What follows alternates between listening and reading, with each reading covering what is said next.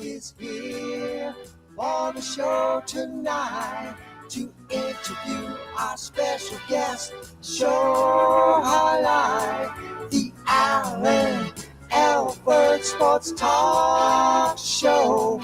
The Alford Sports Talk Show.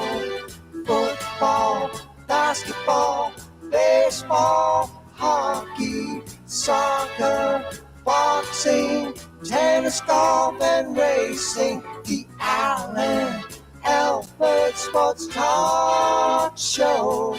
The Alford Sports Talk Show. Tune in for all the news and scores, reporting on the games and so much more. The Alford Sports Talk Show. The Alford Sports Talk Show. The Alford Sports Talk Show. The Alford Sports Talk Show.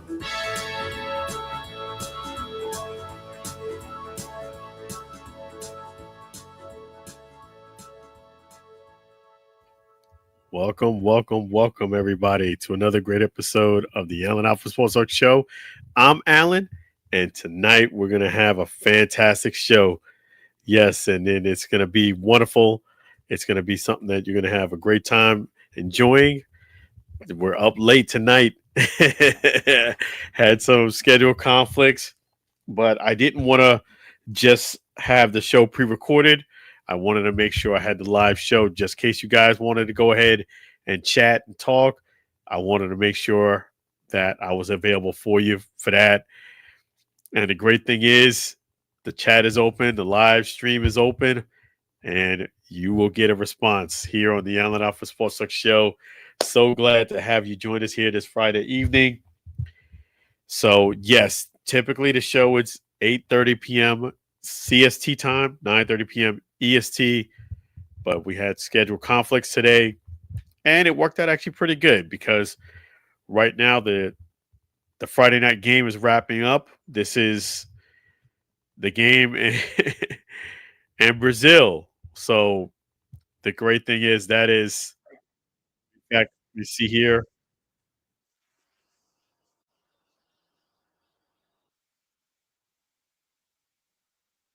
yes, 27-21, 27-21. That is the Chargers. Last quarter, fourth quarter, 2 minutes and 21 seconds left in the game, and the Chargers have the ball, 2nd and 9. So yes, it's yes, big props to my good friend Joe Cup. See, that's the great thing in life is that when you believe in yourself, great things can happen. Joe Cup was trying to get an opportunity. Now he's doing big things there in the square. So it's fantastic to see that. And yes, so the great thing is, great news. I'll go ahead and just say it now because it's now that Joe Cup is following his dream, I'm gonna follow mine. Joe Cup wished that I would get an opportunity to do this full time. I do as well. So one thing that I will be doing this year for the NFL season, which I'm gonna make a public probably announcement tomorrow, is that the great thing is the Alford Sports Talk Show will be broadcasting during the Bucks games. So I'll be bringing you kind of like what the Chiefs and Chargers doing right now. I'll be giving you play-by-play throughout the season for the Bucks with the assistance of Assist Live, props to Assist Live. We've been blessed the opportunity to broadcast games live. I actually could have broadcasted tonight's game live, but I was gonna save it for the Bucks. The Bucks. So 21, 27-21 Chargers. 2-minute warning.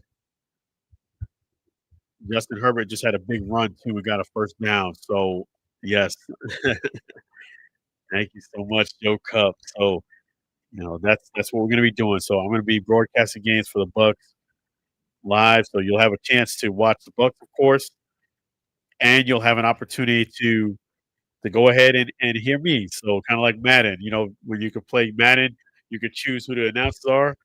So that's gonna be cool. I'll be announcing the games. Thank you to Prop to assist live, and I will be starting this weekend with the Bucks. So yeah, it's gonna be great to do that.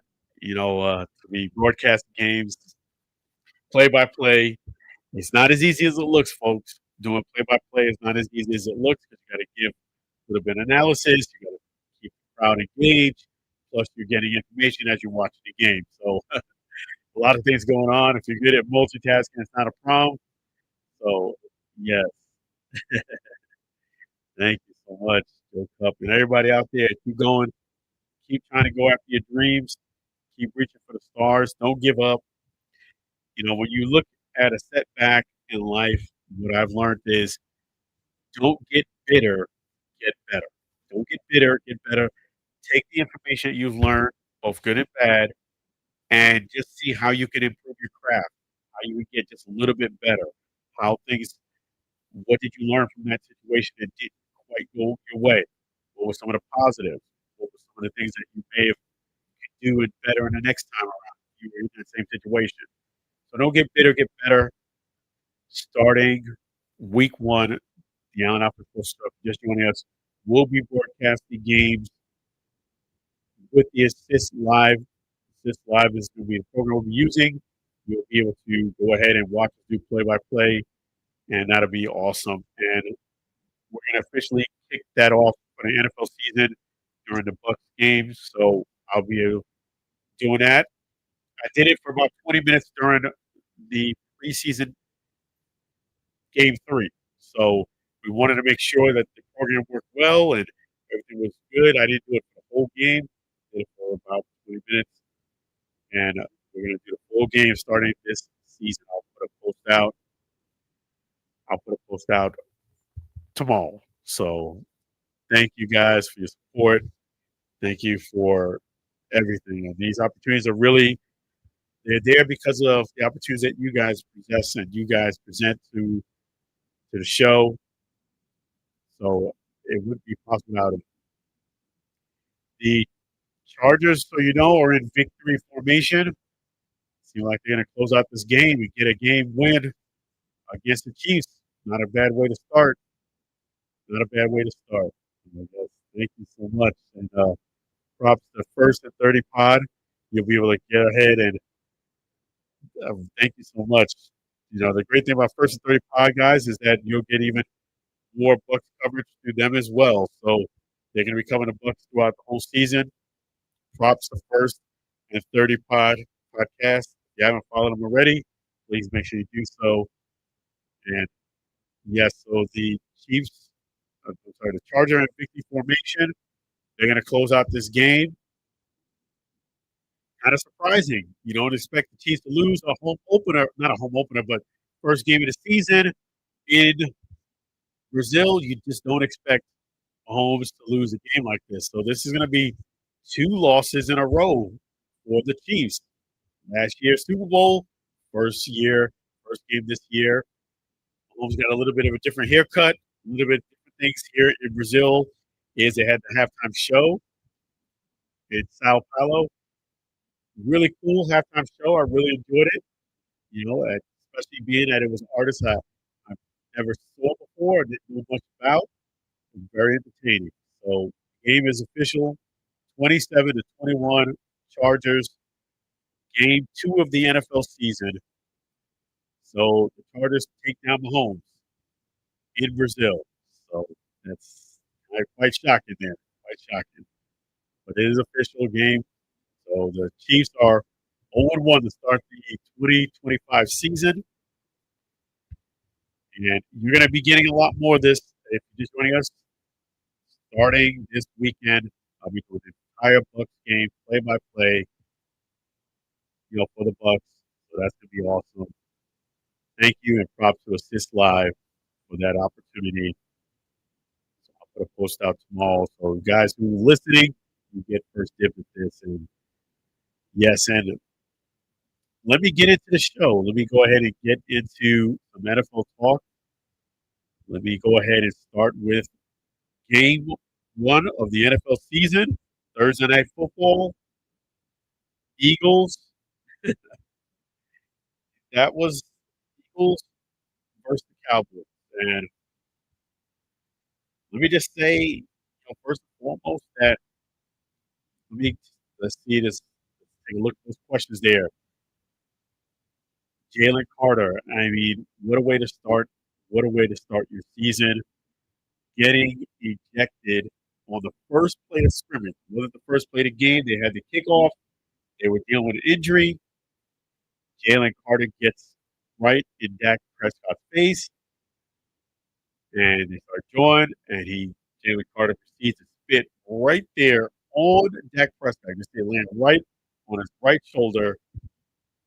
Dak Prescott showed a lot of restraint. He was like, "What the heck?" Ref was right there, throws the flag, gets ejected. Jalen Carter, quickest ejection I've ever seen in a game. And what I will say about that is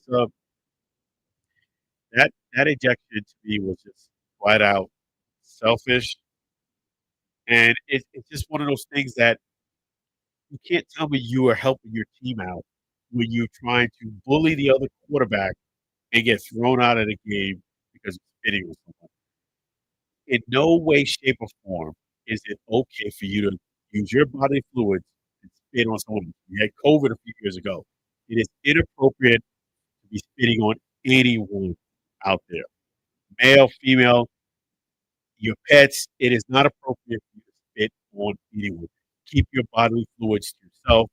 We did have COVID, just in case you forgot, a few years ago. Thank goodness that's a thing of the past, but no, it's not appropriate for you to spit on anybody. And I don't know if you're dealing with, what are you trying to prove? Are you trying to intimidate Dak to start the game? I just don't understand what you're trying to prove.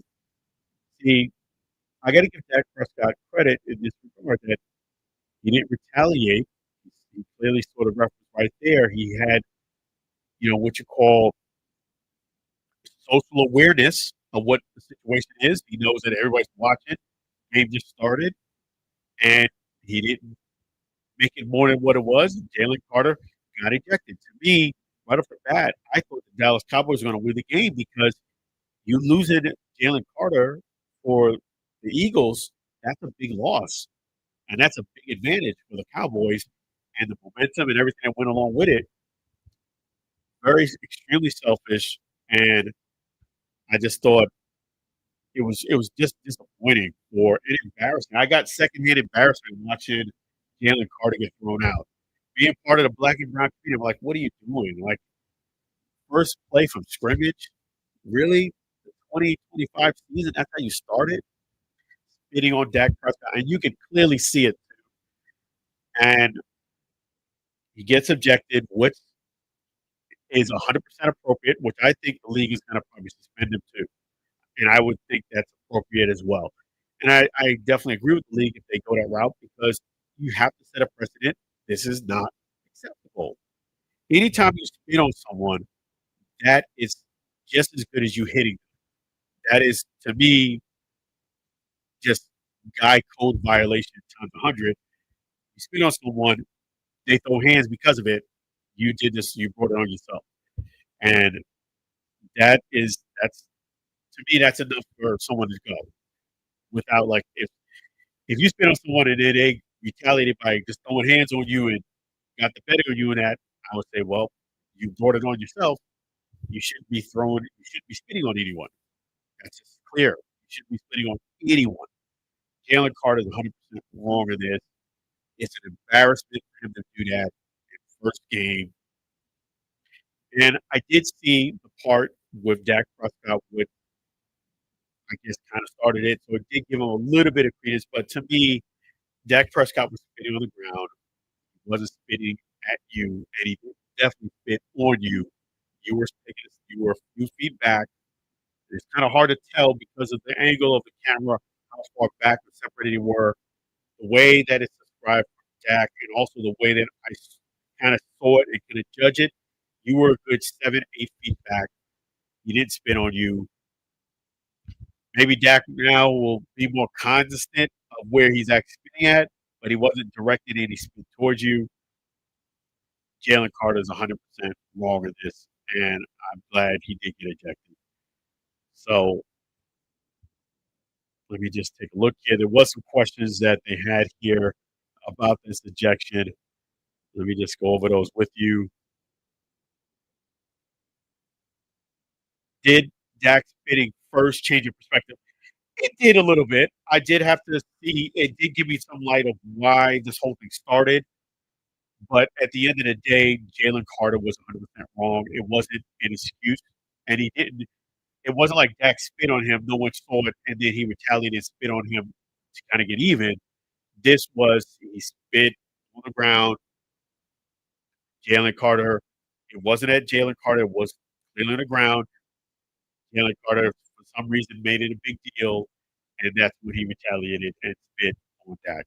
I looked at it as this bottom line. Jalen Carter was trying to bully and intimidate and get in Dak's head, and it went too far. He spit on Dak, and that's where you were at. And when he spit on Dak, it cost him. It cost him being in the game. What, if anything, should the NFL do about Jalen Carter? Well, I know that they probably, more than likely, will come down hard on him and probably suspend him for a game or two.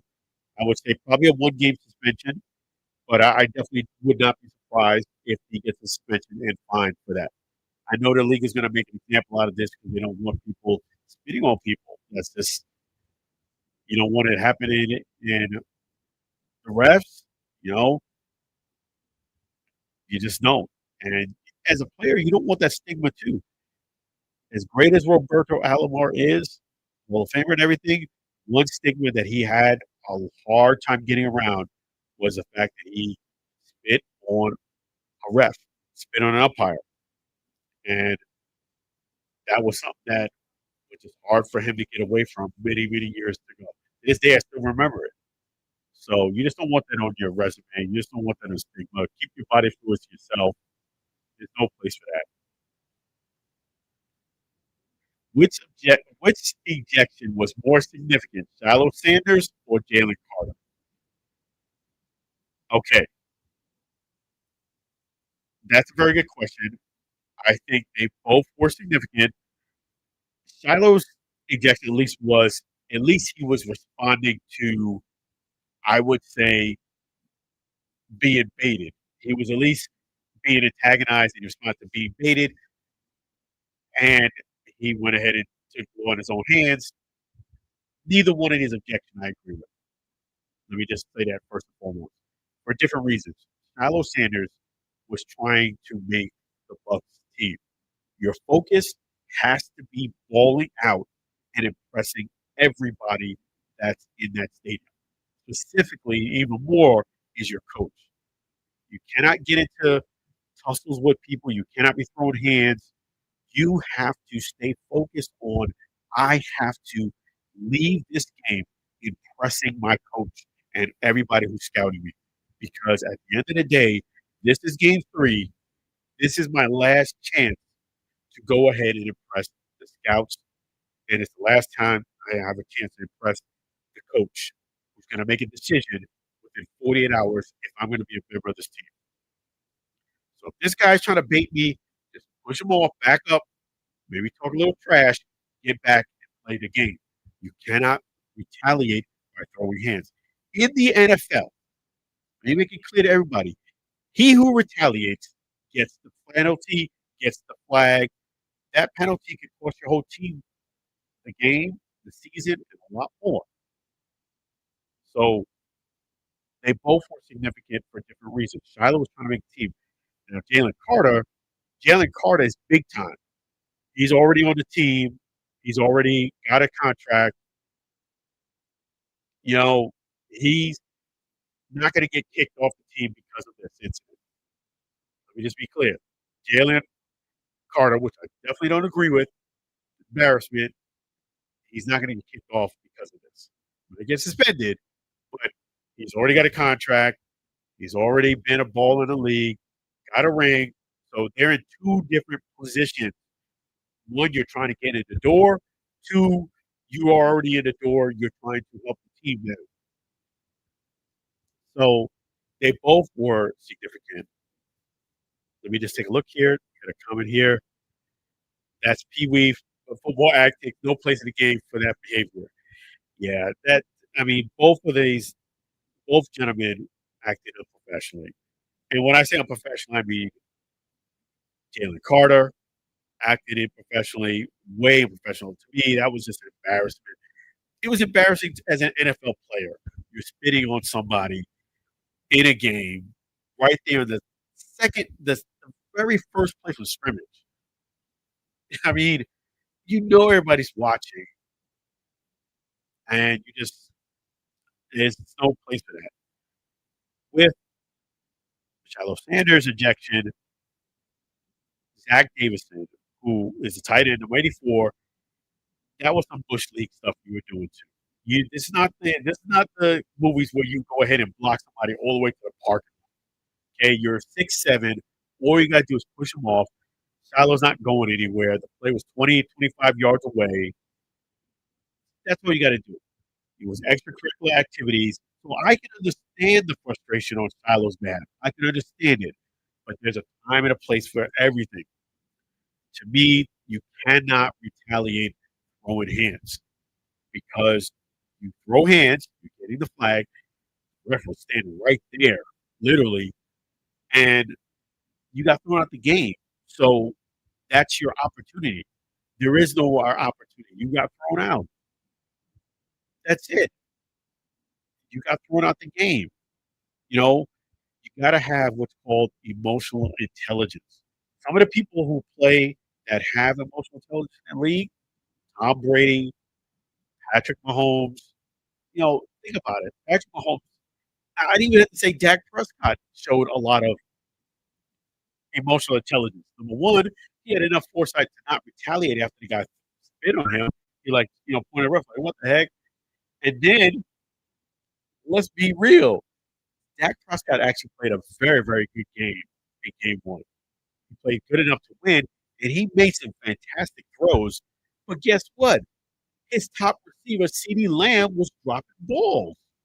There was two or three really, really tight throw windows where Dak put it right on the money, and CeeDee Lamb, with his talent, should have caught the ball. And he knows it too. He being CeeDee Lamb. You didn't see Dak Prescott, wigging out. You didn't see him throwing flips. You didn't see him stomping the ground. Same thing with Patrick Mahomes. There's been time where guys wide open, drop the ball. Patrick Mahomes, throwing side off, doing every way he can to get the pass off, and the guy drops the ball. And you don't see him, getting, losing it out in the field. He still keeps composure. Got to have emotional intelligence. And it's unfortunate because in Shiloh's case, by him retaliating, it completely eliminated him having any chance of making a team. Which, I said in that video, you should watch that video. I definitely don't think Shiloh at that point, prior to the objection, was going to make the team. Make it clear. I don't feel as if he was going to make the team. Games 2 and 3 was really poor for Shiloh. Games 3 wasn't over, but it started off worse than game 2. And unless he finished the game out fantastic, which where he was at, I just don't see it. I felt like this is what you were getting from Shiloh, like subpar, lackluster play. I don't feel as if he's going to go ahead and make the team. The Bucks have guys who can make tackles back there and do it even better than Shiloh. They have guys that can do that already on the team and on the practice squad.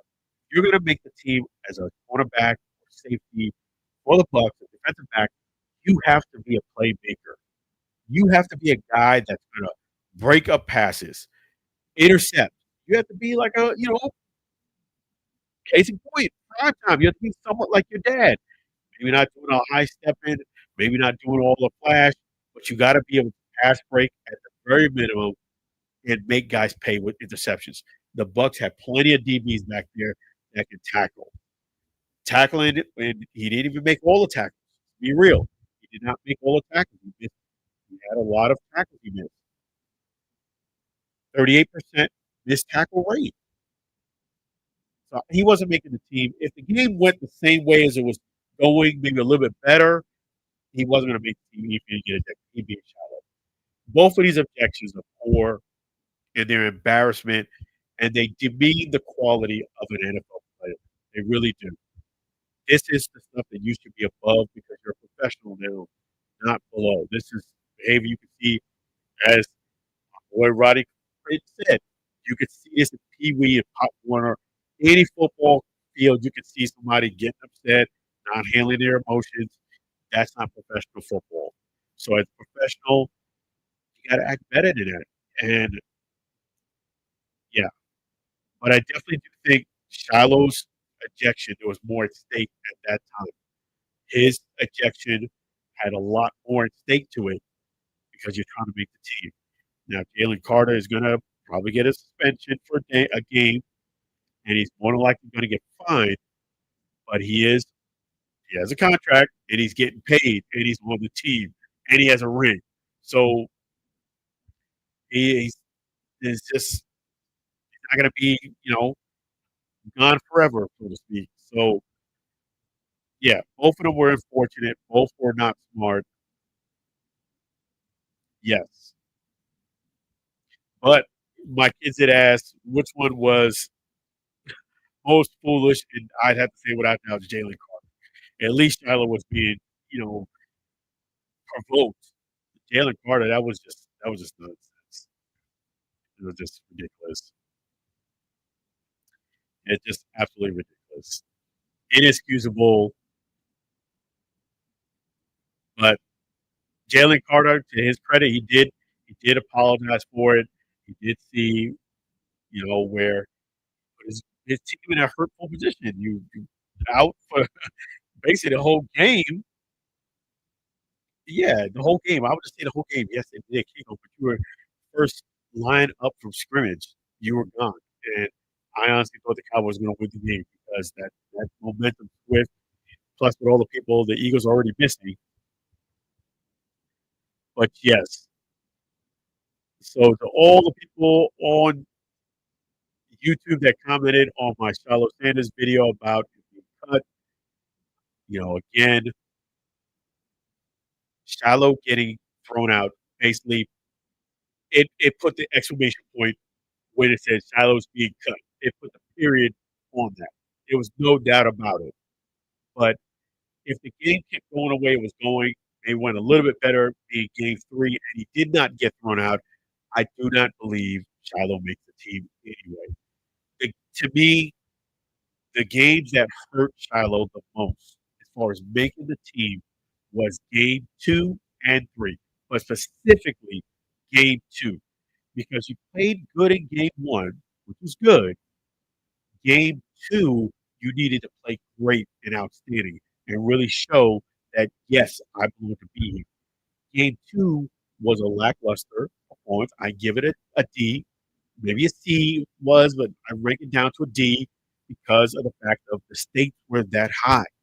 Because if you balled out, let's say, in game 2, and you got a pick and a couple of grass breakups or fumble, and you made some splash plays, and you did great, didn't miss any tackle. Now the coach is even paying more attention to you in game 3. You do it again in game 3, to me, you make this team. But if you do poor in game 2, which is where they're hoping for you to do great, now you're putting all the pressure, everything on game 3. And as I said in the program, you had to have a sensational game, like 2 picks and a pass breakup, all your tackles. Like there was no margin for error. That's a lot in the last moment. I felt as if he did great in game 2, fantastic in game 2, and then he did fantastic in game 3. He seals the deal, or at least fantastic in game 2 and awesome, maybe just a notch below in game 3. I think he makes it. I really do. But game 2 was a D effort. D as far as what I would rate it, and game 3 was an F. And just getting ejected was just it's game over. You're not recuperating from that. It's just not trying to be mean or harsh. I want to tell them, see, but you're just not going to recover from getting your coach saying you did something that was inexcusable. It's just not going to happen. This is not. It's not Pee Wee football, as over here said. This is not booby football. This is not. This is the NFL. Your margin for opportunity is very small. You have to come out and ball out immediately. Like the guy, the running back, Williams. I mean, he was. I was watching Shilo, and all of a sudden, this running back was just balling like there's no tomorrow. When he got his opportunity, where Rasheed White got hurt, and it was glaring. That's what you got to do. And he made me remember who he was because how great he was playing. And he's one of the undrafted free agents that got signed. It's not a surprise to me because he was balling out. You don't have much time. You got to get to the point with the NFL. You got to get to the point. You have to go ahead and start immediately. It's not fair. It's not easy, but this is the NFL. They're not for long league. They don't have time for you to get warmed up and take your time to show them you can play. Once you get in that field, you got to go ahead and get it going. Yes, that's right. We just see here. Yes. And if you're joining us late here, just wanted to give you guys great news. Throughout the 2025-2026 NFL season, the Allen Alford Sportsbook Show will be indeed broadcasting with the assistance of Assist Live games throughout the entire season. So when you go ahead and watch the Bucks game, you want to hear what Allen Alford Sportsbook Show is doing, go ahead and check us out. I'll be broadcasting the game live. So I'll be giving you play-by-play, and it's going to be awesome. It's going to be awesome starting this weekend. I'm going to put a post out tomorrow. I was trying to put it out today, but there's so many things I got caught up doing. But I'm glad that you guys are listening because you get firsthand knowledge of that. So, yes, it's going to be Bucks. You will get a lot of Bucks. We'll be giving a lot of Bucks insight throughout the whole season. So look forward to that. And thank you guys for that opportunity. Thank you to the fans of the Allen Alford Sports Show because you make those opportunities possible. And they approached me with the idea. I loved it. So doing that, and it's gonna be awesome. There was some other questions on here. Yes. So let me switch a little bit of gears here. And the live chat is open for you guys too. Let me just switch gears here and talk a little bit about this game. Let me put a button on it. The Chiefs and the Chargers is just wrapped up. So this is really cool that they have this live on YouTube. That's big time for YouTube. I'm looking at it right here. Cam Newton is there on the set, interviewing some of the players after the game, and that's really cool. Props to YouTube. They're doing big things. So, yes, and the halftime performance was great too as well. So that's and the best part about it is everybody gets to watch it for free. So that's cool too. Okay, let me go ahead and give you guys some Major League Baseball news too. Let me pull it up here. Yes, and here.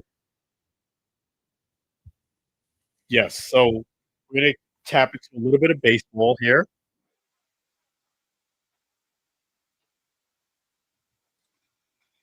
Yeah, so this was kind of complicated a little bit. I mean, Framber, Valdez, and catcher Cesar Salazar. Framber wanted to. This is where, in a nutshell, folks, this is where ego will get you in trouble in life. If you're led by your ego rather than doing what makes the most amount of sense at the time, if your ego is driving you to make a decision, as they say, pride comes before fall. That sometimes can get you in trouble. And this is the case what happened with Framber Valdez. Framber Valdez wanted to throw high heat as the next pitch. If there is a play clock, in effect, his catcher wanted him to throw something different. Framber had his ego and his mind set up. He wanted to throw that high heat to the pitcher, to the batter. Catcher was like, no, throw this instead. Time was running out. So he gives him this, he gives him the sign, basically to back off the rubber, meaning back off the rubber and let's reset. Let's go through the pitches again, different pitches. Pitcher shakes him off like, no, basically, I'm going to throw what I want to throw. He wasn't trying to hear no conversation. He wasn't trying to back up the rubber. He's like, I want to throw this pitch, and I'm going to throw it. He proceeds to let his ego take the best of him, and he throws a pitch that he wanted, not what his catcher wanted, his teammate. The Yankee player absolutely destroys the pitch. That was an impressive home run to the opposite field that went back many, many rows back on a high fastball, which is not easy to do. That's, played baseball a long time. That is not easy to do. But he crushed it. And it just goes to show you, when you let your ego take the best of you, this is what happens. So he hits a home run, a grand slam, and guess what happens? After he goes ahead and hits the home run, he goes Framber. What he does then proceeds, the catcher calls for something like an off-speed pitch, curveball, and instead Framber throws high, again fastball right down the middle, crosses up his pitcher. For those who don't know, when you call a pitch, especially like a curveball or changeup, you're expecting the ball coming a little bit slower, and you're expecting it to come in a certain area too. So it's very different when I know that you're going to be throwing me a curveball. I'm going to be prepared to a ball that's going to dip a bit, not be as quick and as fast to me, and I'm going to catch it after the curve or slider. I have to, as a catcher, I need to know that. That's where pitcher and catcher relationships come into play. He, again, try to ask for something like a curveball or slider, but Framer was upset because of that grand slam, and he throws him some hard heat. Now, Framber throws 95 plus miles an hour. He threw him some hard heat, and he hits Cesar Salazar right in the square of his chest. And luckily, he didn't get hurt from it. But that was some bush league tactics by Framber. That was total bush league and unacceptable. Framber. You called for. It was your fault that the grand slam was hit. Your catcher was calling a different pitch at a different location. You had your mind set on throwing that high heat. And that's what happened to a lot of pitchers in baseball. And that's what happened to a lot of pitchers, even like when you get through, when you play baseball, ego. There was a pitcher, I'll give you a little quick personal story. There was a pitcher that when I was playing in Little League, it was unfair. It was unfair because he threw so hard and so fast. And mind you, I was a very good baseball player. But he threw, in Little League, you're closer. Your distance is not as far back as Big League. He was even closer. And he just threw so hard. The ball was like a little blip. Whoop, it went by so fast. But, what happened was I came up to bat and I said, okay, he throws hard. So I'm going to have to guess on where he's going to throw the next pitch. And I felt that the next pitch was probably going to be somewhere in the middle of the plate. So I kind of cheated a little bit, got ready to swing in the middle of the plate. And lo and behold, he threw it right down the middle of the plate. And I connected well on it and broke him still hit it. Hit it solid. It wasn't like a cheap hit. It was a line drive, like boom, because I kind of cheated on the pitch. He was throwing so hard, I had to do something. So with next at bat, now he's really upset. So he wasn't trying to hear about no curveballs, sliders, nothing like that. He was trying to just throw even harder and get me out on the next time at bat on nothing but heat. So he's throwing everything hard, and he's actually overthrowing the ball. So everything is kind of sailing high, right? And he's getting a little wild because he's not, when you overthrow, you're not kind of following all the way through your pitches. You get wild, and that's what was happening to him. And I was like, oh man, this guy's not only he's throwing hard, he's getting wild now because he's all upset because of the last at bat. I broke up his no hitter, and now he's all over the place.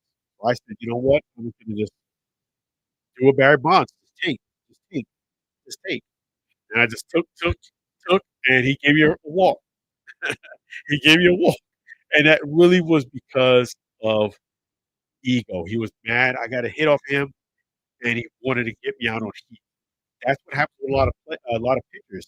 They feel as if since they throw hard, everybody's going to be susceptible to their fastball. Not always the case, and it definitely wasn't the case when your catcher told you to throw something different because the batter was looking fastball. You did throw him high heat, and he crushed it to the opposite field. Not even a cheap home run. It's your fault, Framber, that that ball was hit as a grand slam.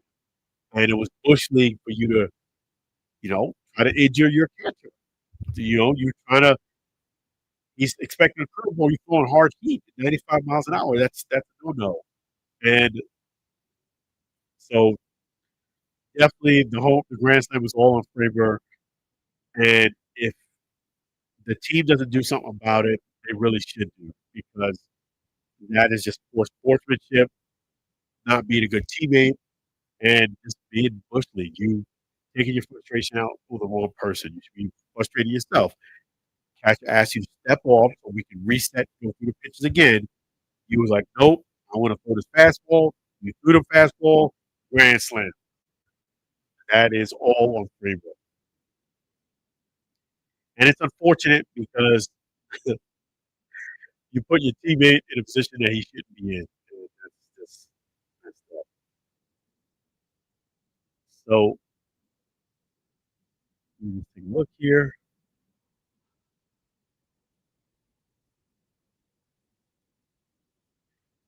Yes, so let me just give you guys some more up-to-date news on something else here. Okay. Yes. And props to Carol G.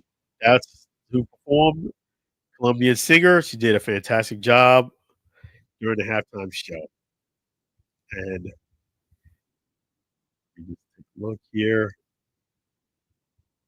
And we're going to go ahead and answer some more questions here. Okay, Floyd Mayweather. Let me put up this thing here. Just in case you guys did not know or did not hear it yet, it is official. Floyd Money Mayweather is going to fight Iron Mike Tyson in an exhibition fight in 2026. Signed, sealed. Now they just got to deliver the fight. So let me just give you my thoughts with this. And I'll give you going to a question about it. This right here, I get it. I get it. It's entertainment, but this is what boxing has unfortunately become in 2025.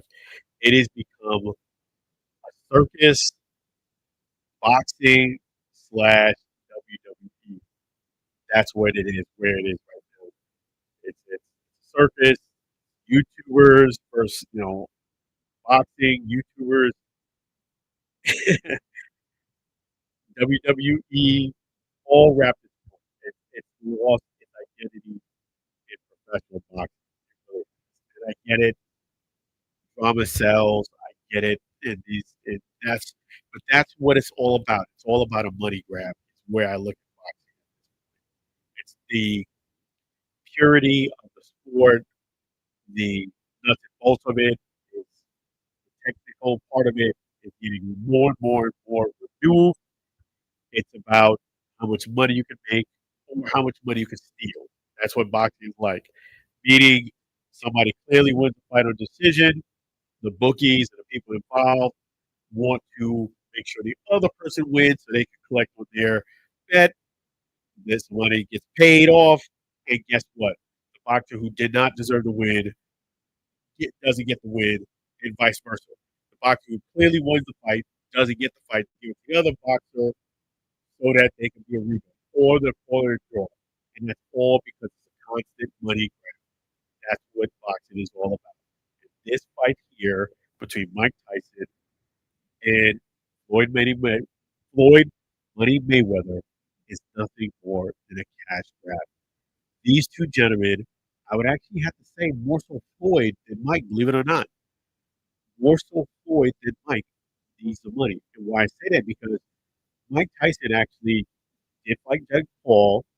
He does get, autograph signing events.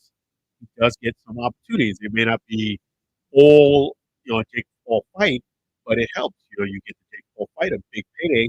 Then you have these smaller, you know, autograph signing events. You have these other appearance events, and you make some good money in between them.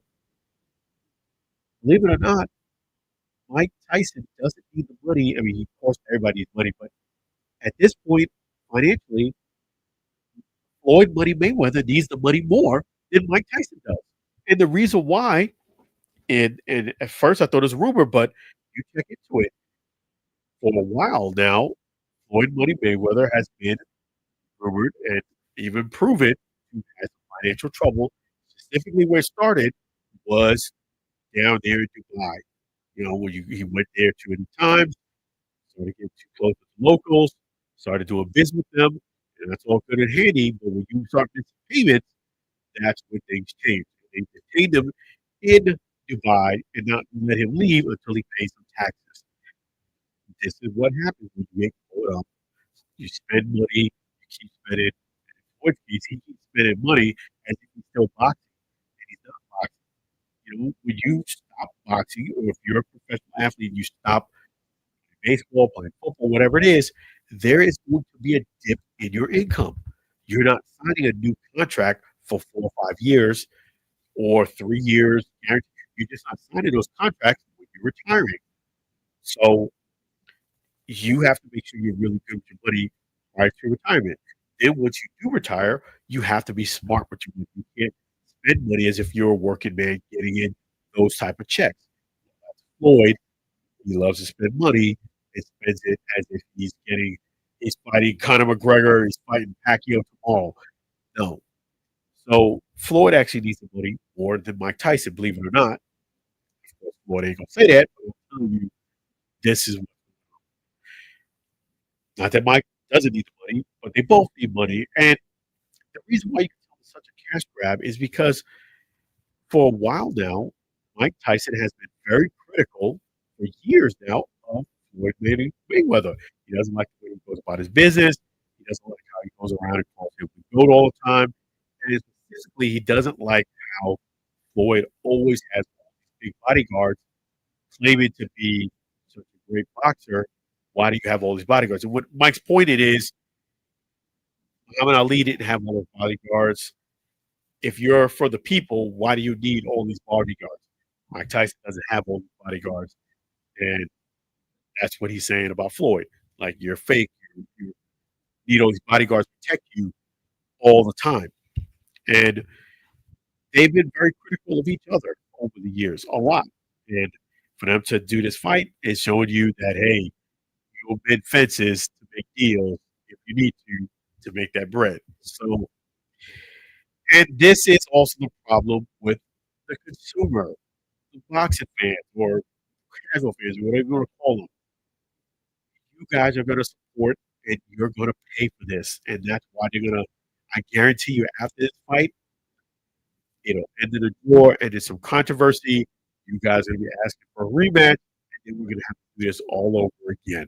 This is what's going to happen. Either he's going to fight Mike Tyson again, or somebody's going to come in the ring, and they're going to start some controversy, and he's going to have to fight somebody else for another exhibition. because he spent all his money already. This is part of the problem with the WWE, boxing, and also the corruption is because of the consumer. You guys will pay big money to see nonsense fights. And because boxers and promoters see that they can get away with it, they get paid actually a lot of money promoting quote unquote garbage fight.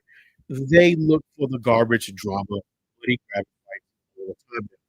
This is also one of the big problems with boxing. It's become so money hungry that promoters, boxing fans, once they see a garbage fight that can make money, sell, do great ticket sales, they're going to go ahead and put it as a draw so that they hope that they can get another rematch and you guys do the same cycle all over again. So, having said that, as a boxing fan and boxing person who covers boxing, you guys need to stop supporting nonsense fights. Stop it. Stop. Floyd is not going to lose an exhibition to Mike Tyson. It's just not going to happen. He's not going to lose an exhibition. Dance around, throw a little punches here and there, stay in the fight. It'll probably be called a draw, or Floyd will throw a little flurry at the end of each round, like he normally does, dance around, and then they're going to award Floyd the win. There's no reason for you guys to invest in this fight at all. At all. Not hating, just telling you, like, because you're investing in this, we got to cover it. And on top of it, you guys are just wasting your money. This is just a money grab. This is no. I don't even look like there's gonna be really much entertainment value in this because you know what Floyd's gonna dance around the ring. He's not gonna stand toe to toe with Mike. You know that, and I know that. And Mike Tyson's in his 50s. He can't run around the ring chasing somebody all day long. It's gonna be a garbage fight. But you guys, you're gonna pay big money for it. So, but that's the sad thing about boxing. It's corrupt. It's all about money. And this is the reason why I say, and again, I don't believe Floyd Money Mayweather is the go to boxing. How could you be the go to boxing when you chose fights not based on merit or based on who's going to give you the most competition or who's going to be the person that's going to be the number one defender, the number one contender?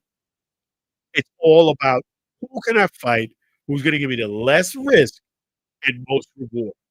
Who can I fight that will have much of a risk losing the fight, keep my record intact, but yet who's going to pad those stats at the tier tile? Who's going to go ahead and give me the most amount of money? And when you're booking fights or you're making fights based on that, you're not the GOAT because your priority is not beating the best of the best. Your priority is who's going to be the biggest draw financially for me. That is the number one motive. That doesn't mean you're fighting the best of the best. Do I think Floyd has won some real stellar fights? Absolutely. I'll tell you the fights I give credit for winning. Definitely when he beat Cotto, which was not an easy fight. That was big time for him. That was boss. Cotto was in his prime, so was Floyd. I give him credit for fighting Canelo and the way he dominated Canelo. That was an outstanding performance from Floyd. That was a legit fight for a young, very young Canelo. And Canelo, in his defense, ended up being a great boxer and much better boxer from them all. But that was big time for Floyd. So we got Canelo. We have, let's see, Canelo and Cotto. Those were two of his big wins. Ricky Hatton. I mean, I know Ricky Hatton didn't do well against him, but he did fight him in his prime, and he was definitely up there. So that's three. And for him to come back and win against Sugar, Shane Mosley, that was a big time too because Shane Mosley wasn't in his prime, but Shane Mosley was closer to his prime. Where if he would have followed up that one great punch and maybe got some more flurry on Floyd, it may have made a big difference. But those 4 or 5 fights, I definitely give him. And I know I'm missing maybe one or two in there. Oh, well, Victor Ortiz, him beating Victor Ortiz 2 times, which was not easy. I mean, he beat him the one time, and then he beat Maidana 2 times. So those are 8 fights. Would have one or two more, just in case I forget. But I would say 10 fights out of his 50 was definitely signature. You fought the best of the best at the time, and you came up. So he's definitely an outstanding boxer. Sensational boxer is that guy used to always say Floyd, but I still don't give him the GOAT status. The GOAT status to me, boxing, the number one boxer, unanimous, it is none other than Muhammad Ali. Me, he's the ambassador. He played for a lot of great boxers. He did it himself, no doubt to me. And he did have a perfect record. It's not all about a perfect record. Are you fighting the best during your tenure when you should be fighting? The GOAT, greatest of all time, you heard it on the Allen Alford Sports Talk Show, is none other than Muhammad Ali for boxing. It is not Floyd Money Mayweather. I put Floyd somewhere up there on the list, but he's not number one. No way, no how. Back in those days, you had to fight the number one contender. Barring an injury, barring a schedule conflict, something like that, your next fight up was fighting the best. This is I'm talking about Muhammad Ali's time. That was there wasn't no other option. There wasn't. I'm going to put this fight up for a few years when he takes a couple of notches down, then I'll fight it for a big payday. No, that's not how it went back in the day. For top contender, and that's why I say it's not the goat. I definitely think he's the greatest defensive fighter. I would say, but not the goat overall because you didn't fight the best during the best times. You cherry picked your fights that was going to give you the most, reward, less in minuscule loss. The lower you had an opportunity of losing a fight and making that win, that candidate jumped up to the high priority. So Muhammad Ali is the GOAT, no questions asked. Not Floyd. There it is. And this fight's not going to change my opinion on it at all. But I will definitely keep you guys up to date on that as well. And definitely one of the things we want to keep up to date with is also here on the Allen Alfred Sports Show. Make sure you keep up to date on the website, AllenAlfredSportsShow.com, AllenAlfredSportsShow.com. The reason why you want to definitely do that is because on the events tab of the website, you will get a chance to see some of the events I've done in a prior, but most importantly, at that time, you will see what events I have coming up. This way, we can meet up or something. You let me know, you look for me, and I'll take pictures, and we'll be good times. So definitely keep an eye on the website there. Follow us there on Facebook, also Allen Alfred Show. Instagram, it's Allen Alfred. X, it's Allen Alfred. So there you go. And let me go ahead and thank the man, the myth, the legend. Thank you, songwriter Sam School of Songs. Definitely, he's the man. He is the songwriter. All the songs here on the Allen Alfred Show. There he is, Sam School of Songs. Thank you, Sam School of Songs. And his wife, Mary. So they always provide some great music. That's his poster right there.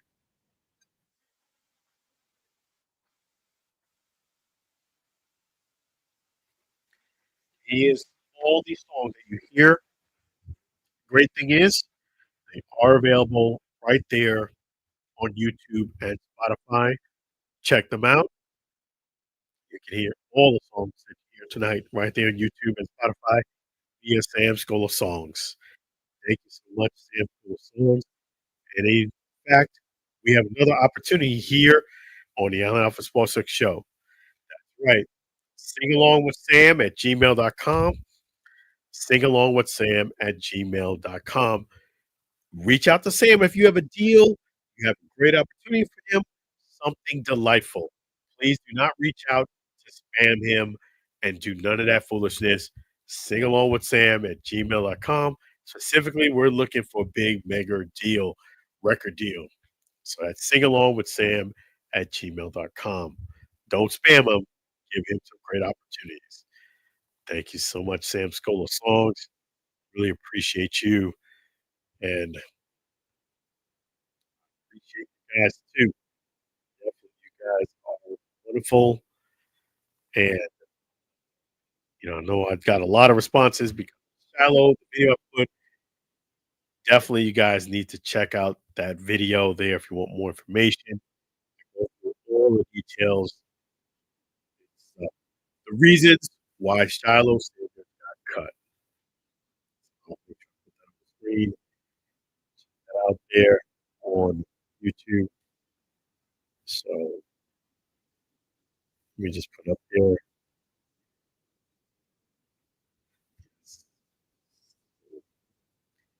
Yes, the YouTube video, the reasons why Shiloh Sanders got cut.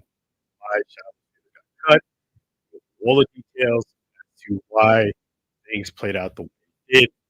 Check it out there on YouTube. And if you haven't done so already, definitely don't forget to like and subscribe. Definitely, we appreciate that. And definitely don't forget procase.com. There's a special link that I can always put up there. Procase.com backslash question mark REF. And show you procase.com backslash question mark ref referral. Again, for you guys, a little bit. Any purchase you make on procase.com using that referral code will be credited to the show. We thank you for your support and influence. Thank you. Procase.com backslash question mark REF equals pound. Need it again, just let me know. Send that out. In the meantime, I want to thank you guys for another great episode of the show. Join us late. Don't forget, following the Bucks game throughout the entire season. Thank you, Assist Live. I'll put a post out tomorrow for that. And definitely props to you guys. You guys are fantastic. So looking forward to that. Thank you. In fact, we give the program is live for sports. Yep. So I will be go ahead and forecast those games throughout the entire season, the 2025 to 2026 season, Bucks game. So get a chance to watch your Bucks game. Check over to me. Just like Maddie, you can customize who you listen to. So thank you to Assist Live for Sports. So this weekend, that is something new. You will see me online, YouTube, and other social media platforms broadcasting the Tampa Bay Bucks game. I'll give you a play-by-play, and it's going to be a lot of fun. Chime in if you agree, chime in if you disagree. But yes, look out for that. Yes, definitely appreciate you guys for watching. Thank you for the chat messages. Thank you for all the people chiming in. Really appreciate you all. You guys are fantastic. Always a pleasure. Thank you, thank you, thank you. So without further ado, you guys have a great weekend. Enjoy your first full NFL weekend. Don't forget, I will be broadcasting during the Bucks game. But make sure you get your fantasy football lineups in time. Think about it. Best wishes to everyone. Definitely appreciate you guys. Be blessed, be well. Definitely have a fantastic weekend. Take care of yourself.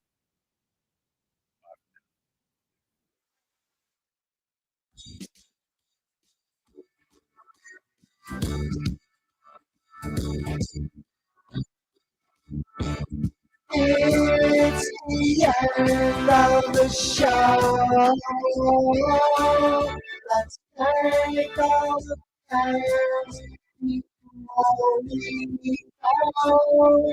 It's the end of the show. The Allen Sports Talk Radio Show.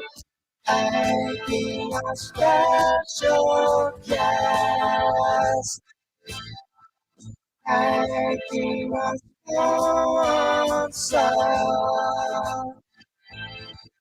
It's the end of the show. Tune in for next week's show. It's the end of the show. Thanking our host all week long. It's the end of the show. It's the end of the show.